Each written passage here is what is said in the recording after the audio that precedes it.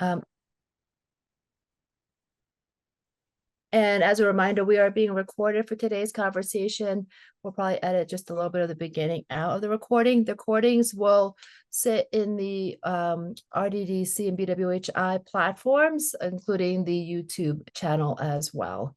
So welcome everybody to our exit presentation for our third fellow for RDDC. So glad you found some time today and are able to participate. For about the next 20 minutes or so, Elijah will present on his experience with this fellowship and the project that he worked on. And then at the end, if you have any questions, we welcome them, and he welcomes them as well. So as you all know, RDDC does host the fellowship programs. The purpose of these fellowship programs is so that we can continue to educate providers at the greatest definition more about rare diseases and the health equity space. So as part of Elijah's program, he did 8 modules, educational trainings on rare diseases as a whole. And one of our speakers, Dr. Marshall Summers, was actually one of those speakers in that module. And we also have other topics like when it comes to legislation and policy. So we partnered with Every Life on that module. And then we also went specifically into certain diseases. We do one on sickle cell disease, for example, and we also do one on moya moya as an example. So there's a bunch of diseases that we do that is specific for our fellowship program. So this time around, Elijah will introduce himself, but also wanted to introduce Audrey Stephanie, who is with the Undiagnosed Network. And this fellowship was hosted by the Undiagnosed Network. So we couldn't have done this without them. And Elijah couldn't have had this experience without Audrey Stephanie helping him through this last 6 months. So Audrey Stephanie, I'm going to turn the mic over to you. Hi, thank you so much, Jennifer. Hi, everyone. My name is Audrey Stephanie, and I am the research coordinator with the Undiagnosed Diseases Network. So over the last 6 months, I've had the privilege of being Elijah's direct manager. If you don't know, Elijah is just graduated with his MPH from Morehouse, actually, and will be pursuing his PhD at University of Tennessee. So we're excited about that. I just wanted to give a little bit more of a very brief background about the UDN before Elijah goes in. So I like to think of the UDN as House, the TV show, but with a little bit of more like bigger implications and uncertainty, and with more compassion and curiosity, of course. And so every year, hundreds of patients, right, will face uncertainty in the healthcare system. And so we at the UDN, we're a research study that strives to help and solve these medically complex cases for these patients and their families. Over the last 3 years, we have had the opportunity to develop programming and strategies to better reduce the disparity of disproportional demographics, specifically for minoritized and underrepresented communities in our applicant and participant population. And so while it has had its fair share of pivot points, I can truly say that we have been actively working with communities and organizations to make sure that our research design does not implicitly leave anyone out. And joining RDDC was one of those ways that we sought to grow, and it's been a pleasure being a part of this network. So I want to make sure that we give Elijah some more time to be able to go through his presentation. So Elijah, go ahead and take it away.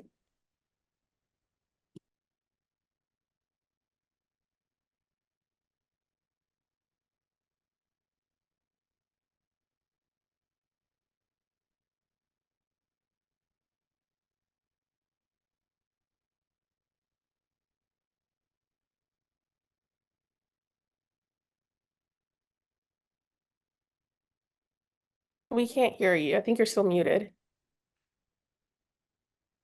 Yes. Okay, my screen was frozen, so I couldn't see anything. Good afternoon, everyone. My name is Elijah Richardson. I had the great honor to work with the RDDC and UDN over the past 6 months. Start screen.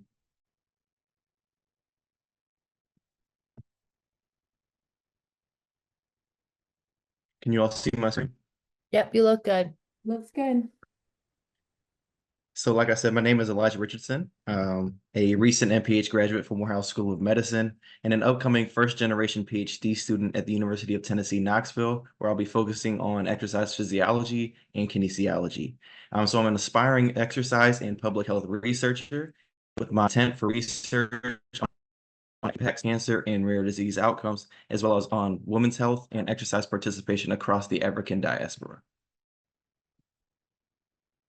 So the agenda today will go over the UDN and the Warren Alpert Foundation, my experiences within this fellowship, the projects, aims, and impacts of Warren Alpert projects that were done through the UDN, the UDN's health provider course, which is one of the main components of the projects that were done, lessons and learning from my experience, and then a reflection on advancing representation in rare disease research.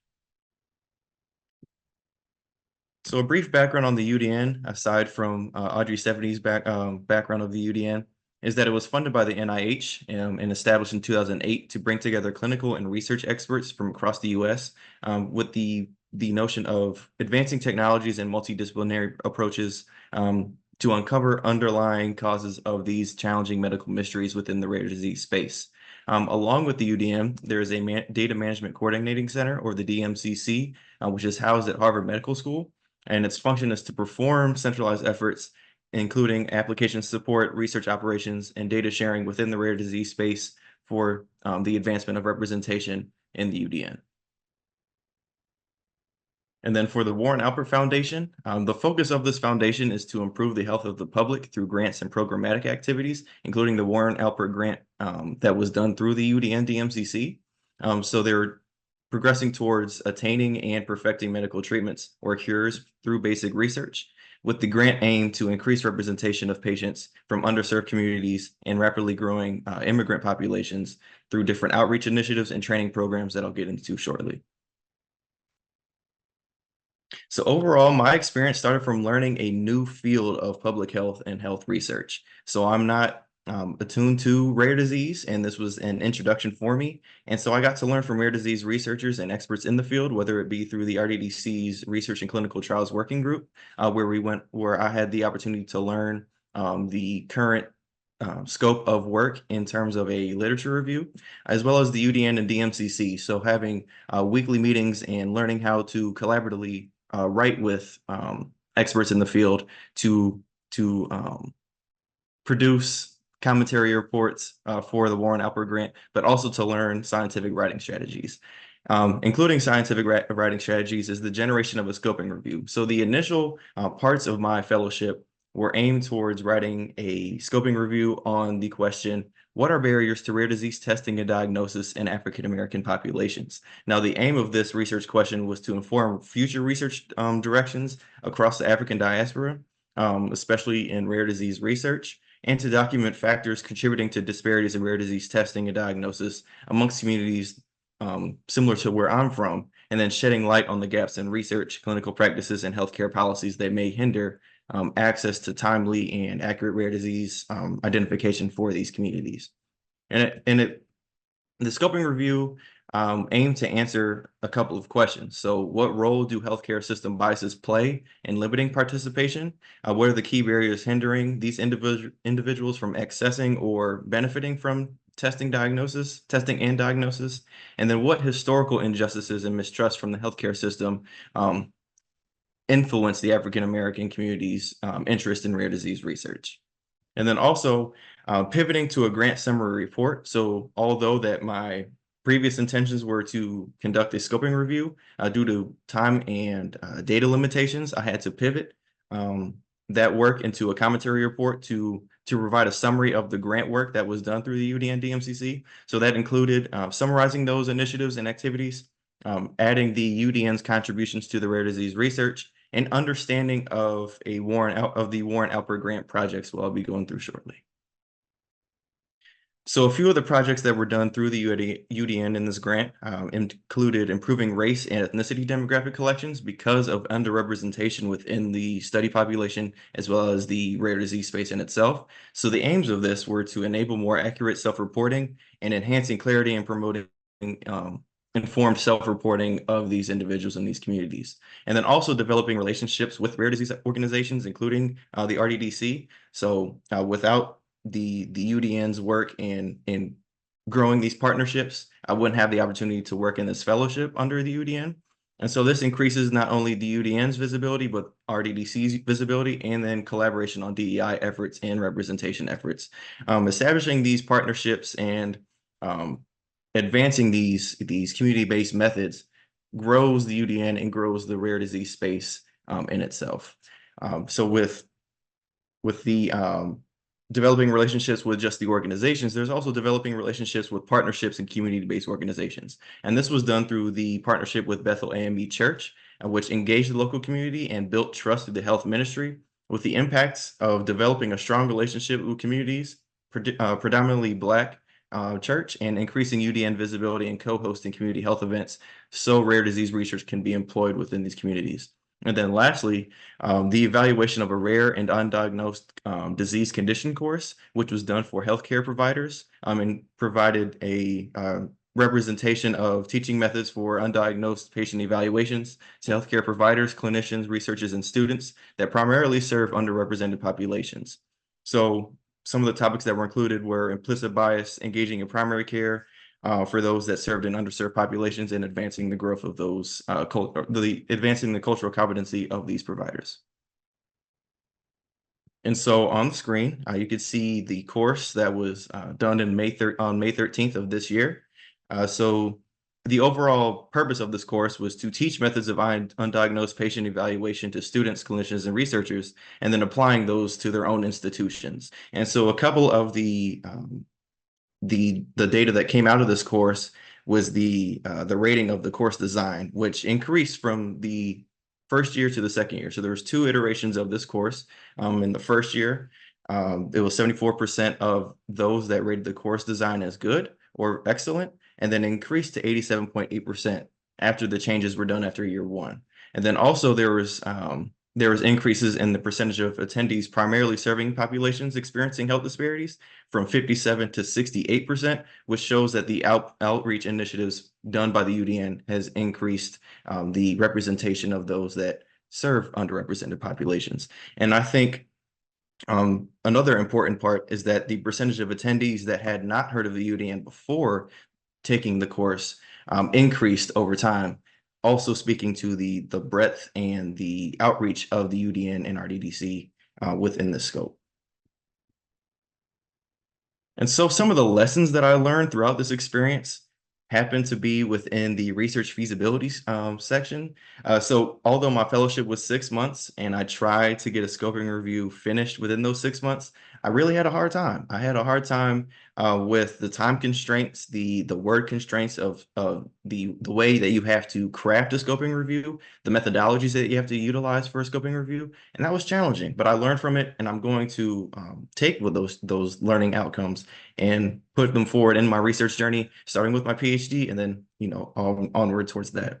And then also pivoting the direction and scope of work. So although I had a specific research question in mind in the scoping review, pivoting from that and focusing on a more generalized summary of the activities and initiatives that were done in my time, or in the time of the UDN's course, or in the UDN's projects, also gave me skills in terms of how I can pivot from from one direction to another, adding to my repertoire. And then also publication restrictions, as I spoke to earlier, speaking on word counts and word limits. And for a commentary, you can't have more than 5,000 words, when in a regular scoping review, it's pretty much endless. So having to reframe and make edits on that space as well increased my my writing skills, but also my research skills as well.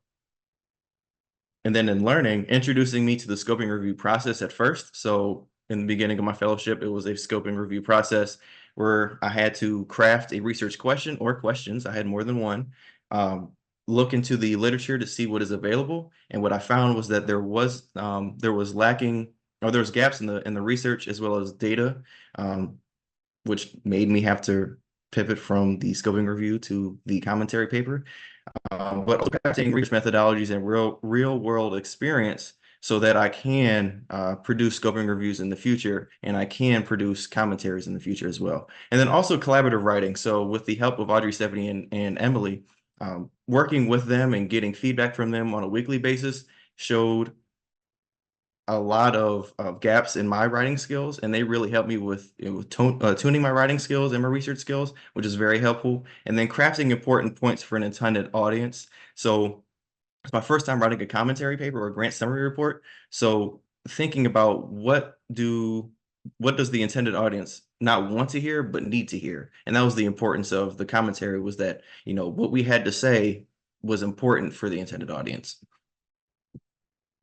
And then for my reflections, advancing representation in rare disease research is very important because underrepresentation limits our understanding of disease mechanisms and the developments and effective treatments for these populations, and they ultimately affect the quality of care for the populations that are intended. So socioeconomic status, for instance, plays a role in limiting access to specialized medical care and participation in research, and also a significant knowledge gap both within minority communities and among healthcare providers serving these populations, which contributes to delayed diagnosis and inadequate care.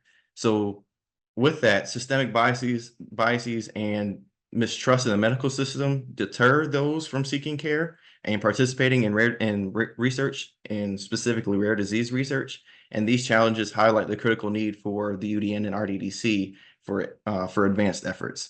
And then we must commit ourselves to inclusive research practices, beginning from the onset, and then designing studies and outreach initiatives that are representative in nature and that show that the diverse populations we aim to serve are there, for our work to benefit them.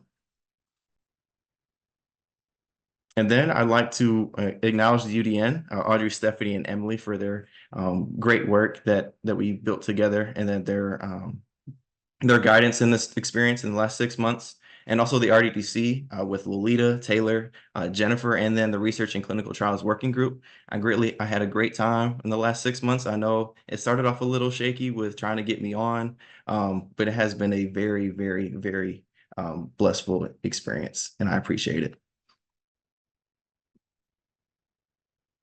And then I'll take questions.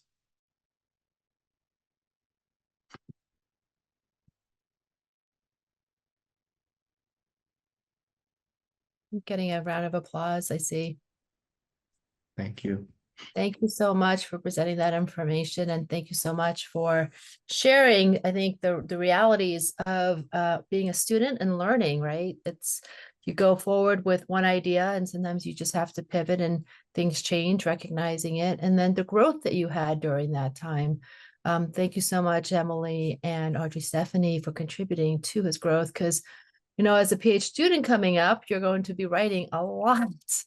And so having it land really well and articulating what you're intending to do is super important. Anybody have any questions for Elijah based on what he talked about, and whether it's on the fellowship or maybe, the future of being a volunteer? I was just curious about what your next, big vision is. What is it you think you would like to take on next? That's a good question. For me, I'm a big thinker, so taking on the world is always my first thing, my first thought. But actually, my current research involves exercise testing as a treatment modality for Parkinson's disease patients. And so doing this work inspired me to get into the rare disease space and intertwining it with exercise physiology. So that's where I see, myself getting into is getting away from the pharmaceutical treatments into a lifestyle treatment in exercise. So that's one thing that I want to, learn more about, and also research, is looking at how can we effectively reduce these symptoms in a way that it also increases their physical activity levels too. So I just wanted to add how much I love that, but additionally, your work here with the rare space, when we talk about those kinds of modalities, we know how important they are.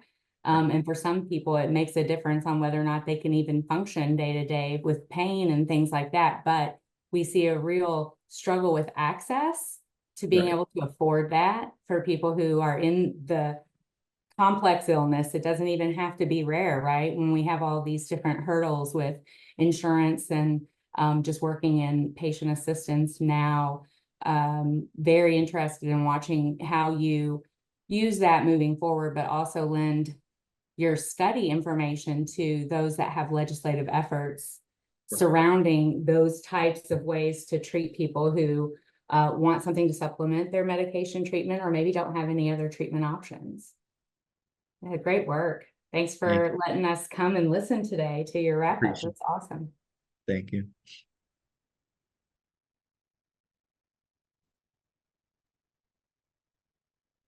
Any other questions? I was just going to add, great job, Elijah. It was really nice to hear you summarize everything that you worked on over the 6 months, and it was a pleasure to see your growth and everything you learned. On that topic that Jennifer brought up, I'm just thinking about, so in the Undiagnosed Diseases Network, most, if not all of our patients who end up getting a diagnosis then still don't have any treatment options at all because the diagnosis is so ultra rare.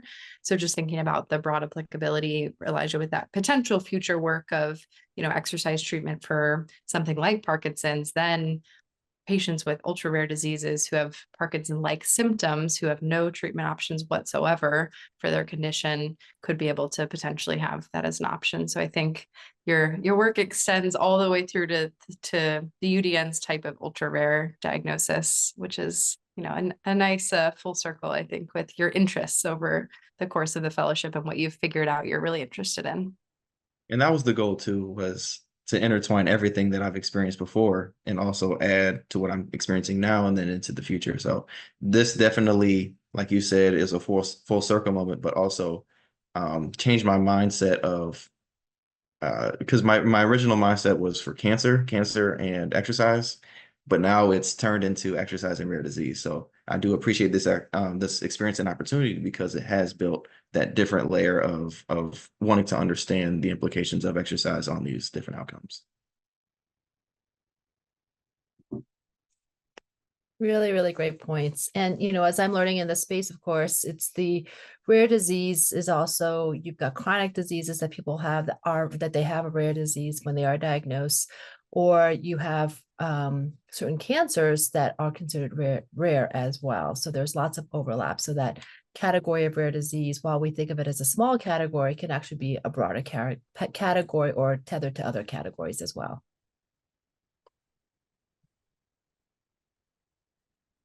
Well, we really appreciate you presenting your information, sharing with everybody here how things went along the way. I am actually really curious, maybe for UDN, the original project working with the Albert Foundation around the African American diaspora. How can we stay in tune with that particular project? Because that is really important to our community. I'm sorry, which project are you referencing? With the African American diaspora and rare diseases. So I think what we are doing are we're primarily looking at community engagement as an answer.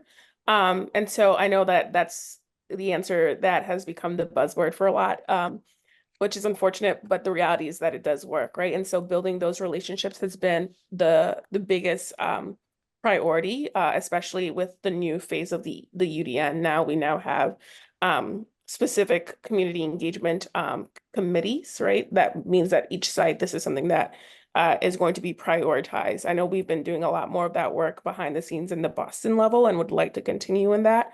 But the idea is like, how do we make sure that this is something that's translating across the network? I think going forward, I mean, we're still part of the RDDC, so that's going to be helpful. I think one of the biggest things that we have been trying to push is the course that we hold every year, which I shared with Lolita, and I think she tends to share with the network as well. Just because if our providers don't know about the course, if our providers don't know about the UDN, our patients won't know about them, right? Which is unfortunate because this is a great resource. And so if you have providers or things in the or people who you think could benefit from knowing about us, I think by all means send them our way. I think that is just something that we really want to encourage because it shouldn't only be on the patient to know about resources that are available to them. Really good. Mhm. And I'll just add that, yeah, that's very helpful, Audrey, Stephanie. I'll just add too that we have there's the Undiagnosed Diseases Network Foundation, which was just launched a few years ago, but is doing a lot of our patient navigator programming and hoping to address issues of health equity within the undiagnosed disease access diagnosis space. So I'll share in the chat, I'll just pull up the link. There's a website that you can sign up for their newsletter. And if you're interested in kind of hearing the updates from this group, you can sign up for the newsletter there. And feel free to share this with anyone else within your network as well. But yeah, we look forward to our continued relationship with the RDDC. You guys are doing very important and complementary work to the things that we strive for. Thank you. I appreciate you saying so, and I appreciate you all being able to share your resources and encouraging the group to continue to work together, because it takes a community effort to work on this, all of this great stuff. So thank you, everybody, like I said, for being a part of today's meeting. This concludes our exit presentation for Elijah. Elijah, we wish you well in your next endeavor. Good luck at school. Go give the orange colors over there all you got. One thing I want to note is, since you all are here, you heard it first. Our next exit presentation will be given by Eve Kakaduji. She will do this on Thursday, September 5th at 3 p.m. Eastern. So we will send out a meeting invite shortly on that. Feel free to share the word, and we'll get you the invite pretty soon for September 5th, 3 p.m. for Eve's presentation. So thank you, everybody. Thank you all so much. I appreciate it. Thank you. Elijah. Thank you.